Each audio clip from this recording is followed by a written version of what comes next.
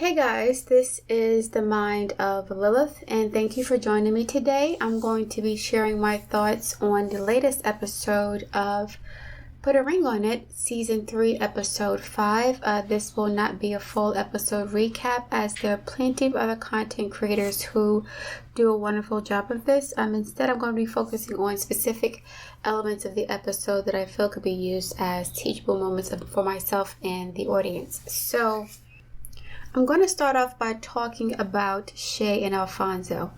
And, the episode continued with the fight that Shay had with Alphonso's date. And, she had to sit down with Dr. Nicole because she realized she was triggered. She's easily triggered by the idea of Alphonso cheating, even if there is no evidence to prove that he's doing this. And I think she's come to the conclusion that the fact that she's so easily triggered means that she hasn't fully healed from the betrayals that they've had in their relationship earlier on. What struck out to me was the fact that she stated they were separated for a couple of months and she was happy, but something was missing. Now, I could be wrong, but from my experience, when somebody's happy, they don't go back to the things that make them unhappy. When I'm happy after a breakup, I don't reminisce about the broken relationship for the most part. I'm actually not even thinking about the relationship. My life is so full and I'm kind of relieved that it's over. I don't go back into toxic cycles if I'm really happy being alone. I think that Shay's problem is the fact that she is an insecure person, whether she's with Alphonso or not.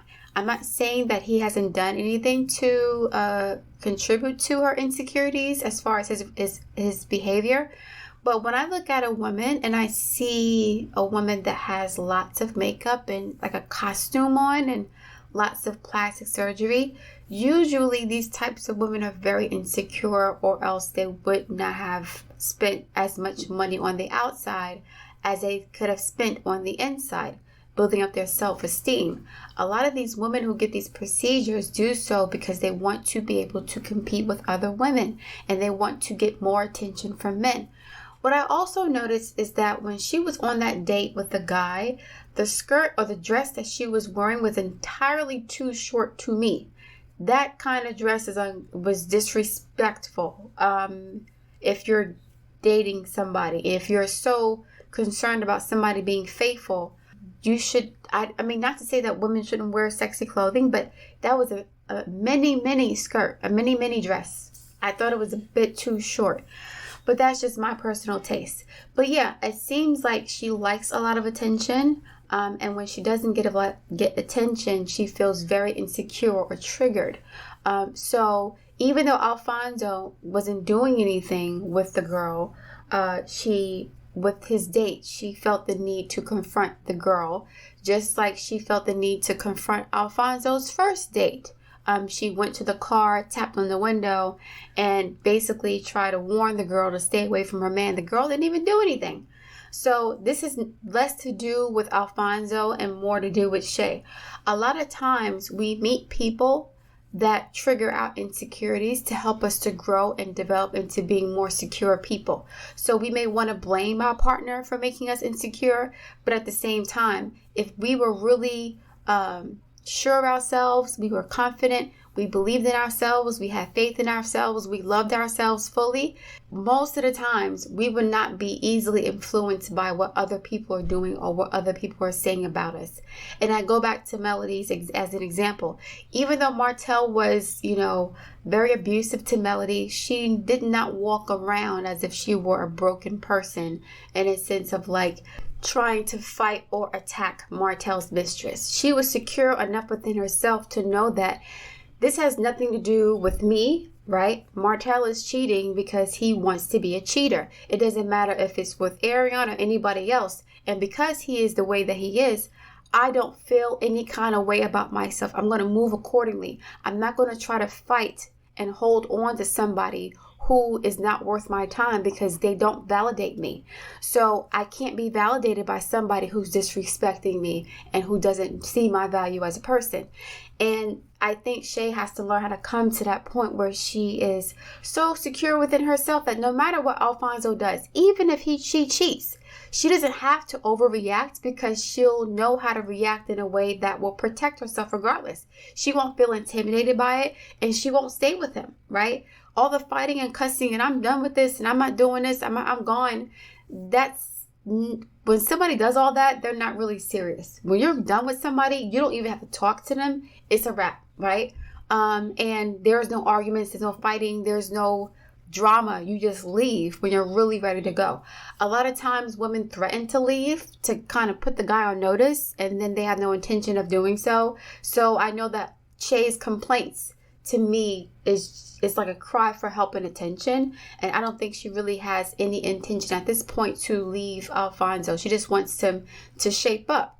But like I said, her insecurities are deeper than what Alphonso is doing. Now I'm going to talk about the second couple, Kenneth and what's her name? Shorty. Yikes. So Kenneth's date was doing too much. She was very confident in herself, and I thought that was cute, but she was doing a whole lot of selling herself. It was funny the way that Kenneth was trying to ear hustle and listen to Shorty talk to the guy in the back.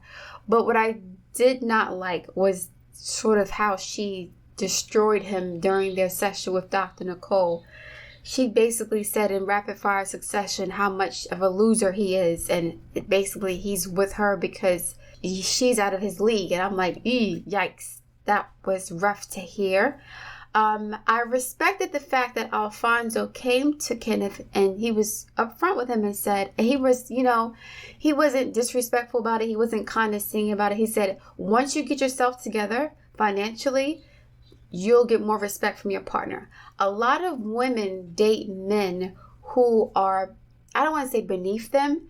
A lot of women date men who need them. That is their security blanket.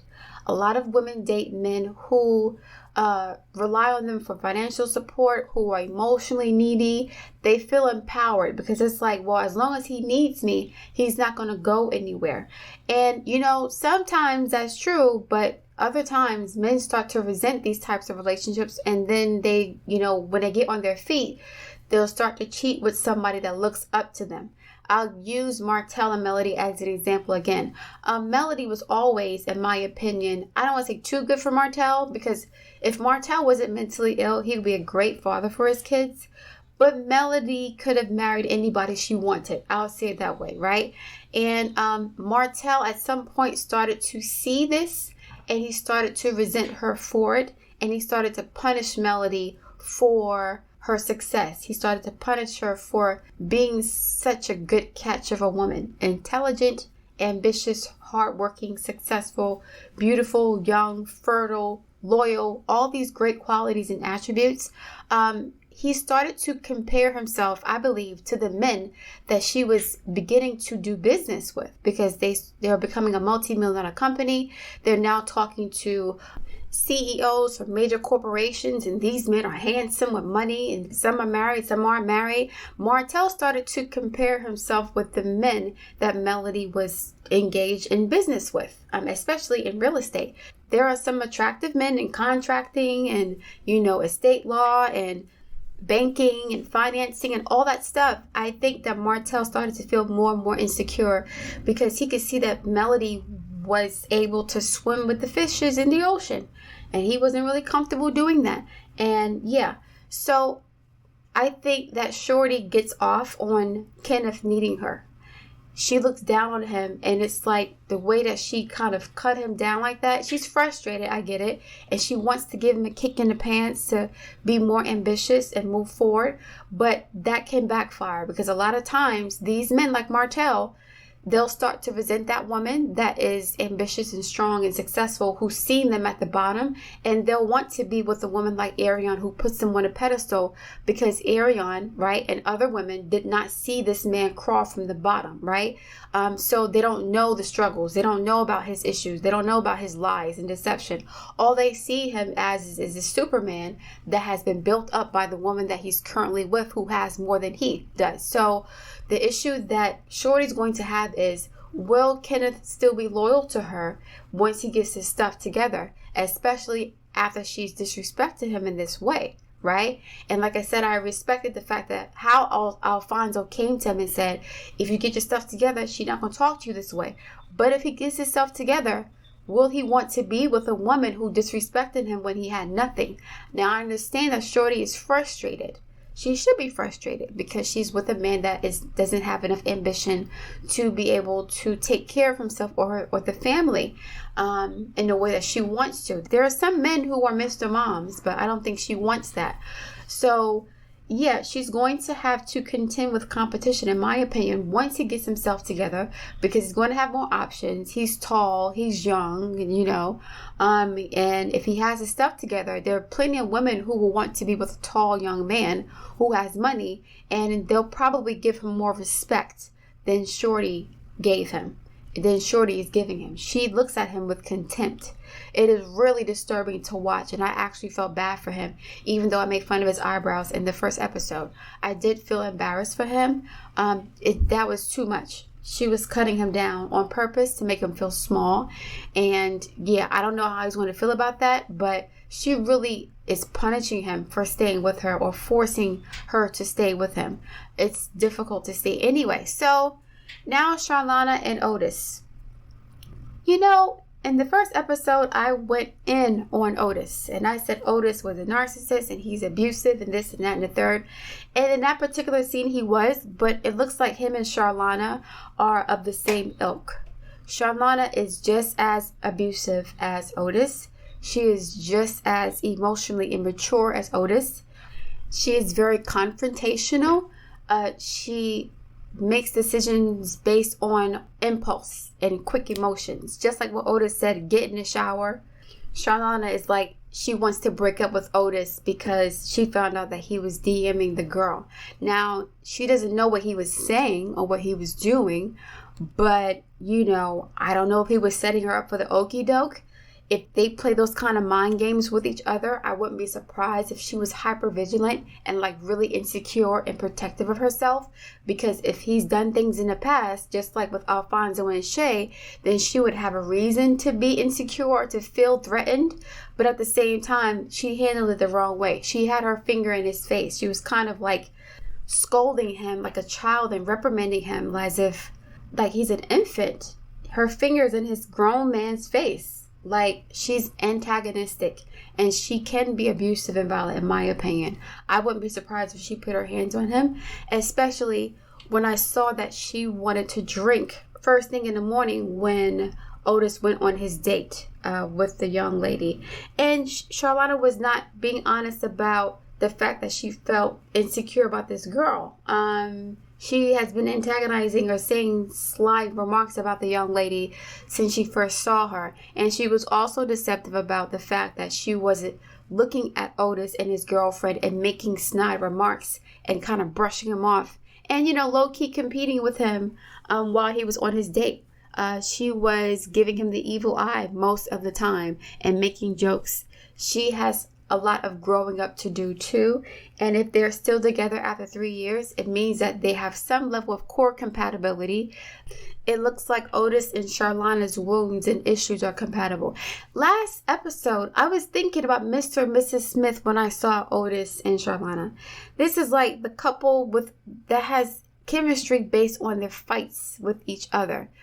This is a very toxic situation. I would not want to see these two get married because neither one of them knows how to control themselves when they're in their feelings, right? Even though Charlana's not going to run up to your face and curse you out like Shay did with the lady at the restaurant, even though she's not going to do that, she's emotionally violent also, and just abrasive and harsh. And Dr. Nicole was very concerned about it because initially, like I said, we all felt bad for Charlana. I know I did. I was like, whatever he did he was doing way too much, calling her dirty, not, cooking for her, watching her with a scowl on his face as she cried in the first episode. But now she's going in on him for the past 2 episodes, he hasn't really done anything to retaliate against her.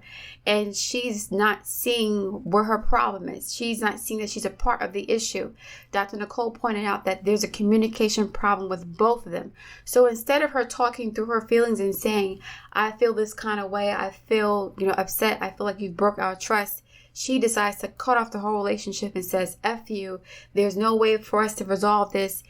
I don't think he did anything. Yes, he may have opened a door for further communication, but because she's so insecure, I don't know if that's because of him or because of, her other issues. Because she's so insecure, she only saw red. She automatically assumed that he would lie to her because he had feelings for the girl and he wanted to protect the girl from Charlana. So sometimes when a man is attracted to a woman, he won't tell his girlfriend or he'll lie about it because he doesn't want his girlfriend to get any red flags. But sometimes the men can't control themselves and they end up talking about the girl that they like every single day. And then their main girlfriend starts to get suspicious, like, why are you talking about the same female? So Otis may be the type who tries to downplay his feelings for another woman because he doesn't want Charlana to get jealous. But at the same time, would you tell your boyfriend or girlfriend every time you saw somebody attractive, even if you knew nothing was going to happen between you? It's kind of a sticky situation, but I think Charlana overreacted, just like Otis overreacted in the first episode when she went out on a date with the soccer player. Yeah, essentially, the couples on this show, they all have their own personal issues to deal with, as in most relationships, right? A lot of people look to blame their partner for the way they're responding to situations, and it's not usually the partner's issue. Yes, your partner may be an idiot and they may be abusive, but you always have full control of yourself. You should always have full control of yourself and the way you react to the abuse. So instead of acting like Shay and being triggered and fighting the woman who is just a symbolic representation of your insecurities, do the self-work and say, you know what, the reason why I'm triggered by this person is because of these experiences in the past.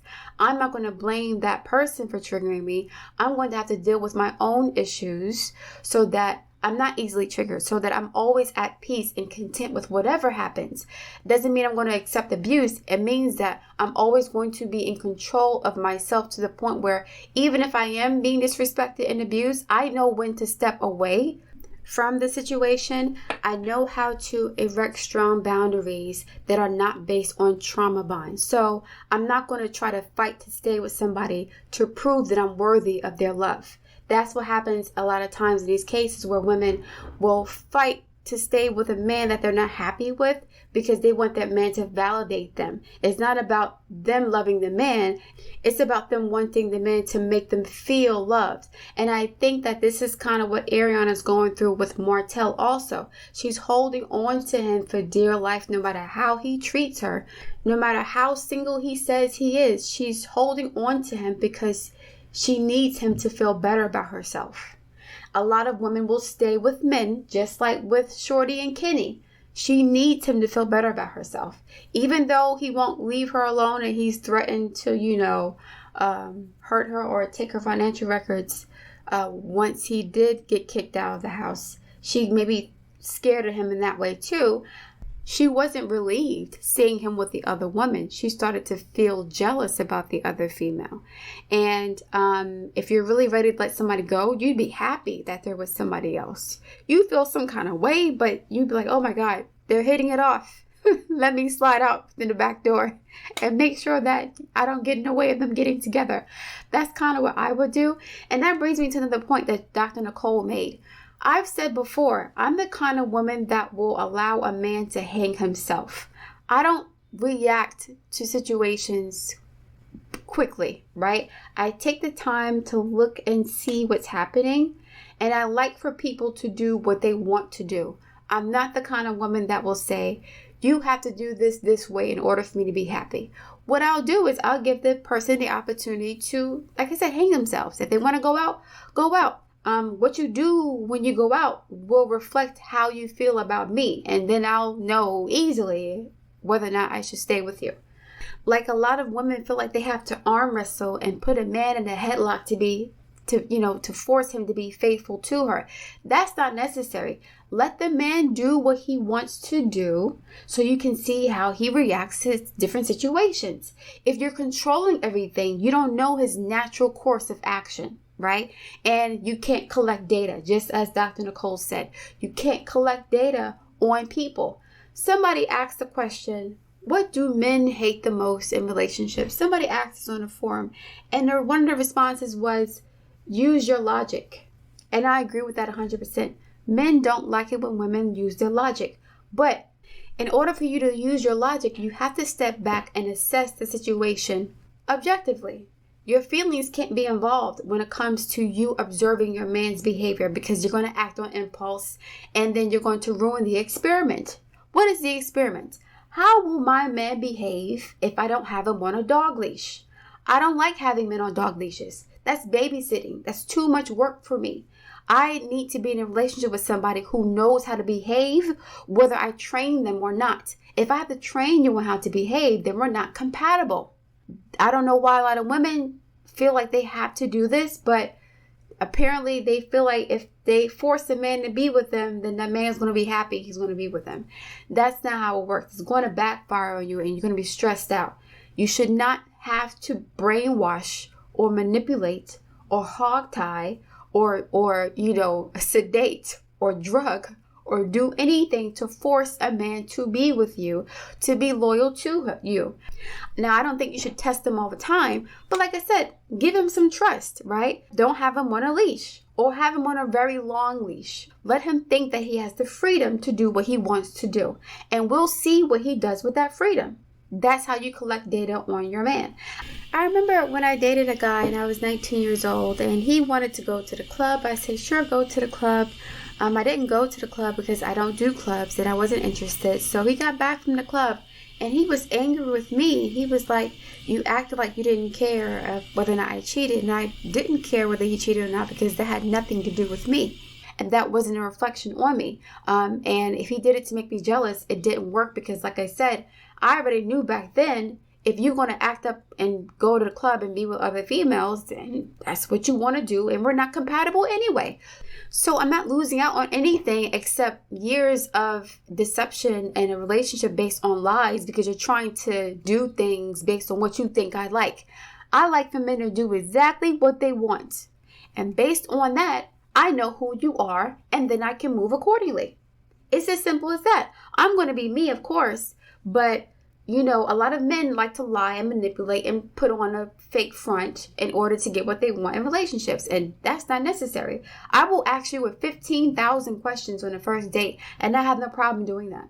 Now, maybe I'm comfortable doing this because I don't care whether or not I get married. Like, I don't care whether or not I'm in a relationship. I've been single for a while and I'm okay with that. I feel comfortable being single. Some women, they compromise this because they want to be with a man to the point where they'll compromise their instincts, right? And their standards for the sake of being with somebody. And so they won't ask questions and they won't double check on what the man is saying. And so they'll be extra insecure and protective of a guy.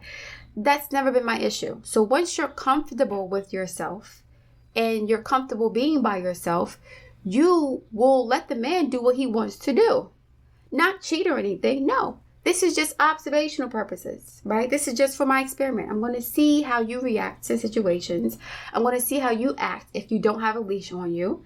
If you need to have a leash on you to behave, I'm not the one for you because I don't have the time, energy, or the interest to babysit a grown man. That's never going to be me.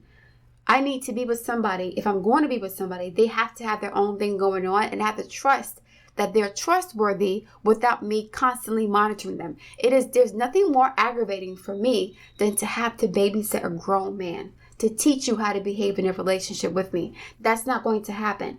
And I wish a lot of women would take on that attitude of, listen, I'm going to be cool whether you are a dog or not.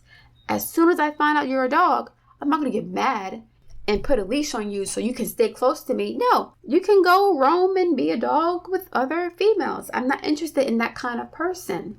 You have to be potty trained in order for me to date you. Potty trained meaning having some level of respect integrity and discipline when it comes to relationships. If you're dating somebody, there is an agreement. If you can't respect the agreement, then there's no point in me even being with you. I'm not going to raise a grown man. But not to go on a rant, these shows are kind of triggering because it's like I'm seeing all these women in relationships that are not good for them because they're afraid of being alone. And men do the same things.